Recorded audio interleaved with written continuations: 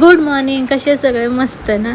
तर आज मला भजी खायची प्रचंड इच्छा झाली होती. सो मी आज घरीच बटाटे भजी करायचं डिसाईड केलं. त्यासाठी मी बेसन पीठ घेतलं. बेसन पिठामध्ये थोडीशी लाल मिरची पावडर, चिमूटभर हळद आणि चवीनुसार मीठ टाकून त्याच्यात पाणी टाकून मस्तपैकी त्याला मिक्स करून घेतलं. लक्षात ठेवा, पीठ जास्त घट्टही नाही आणि पातळही नाही ठेवायचं. घट्ट जर ठेवलं तर भज्यांना नुसतं पीठ लागतं आणि जर पातळ ठेवलं ना तर भजे तुमचे क्रिस्पी होत नाही. त्याच्यासोबत मी बटाट्याचे असे राऊंड काप देखील करून घेतले होते.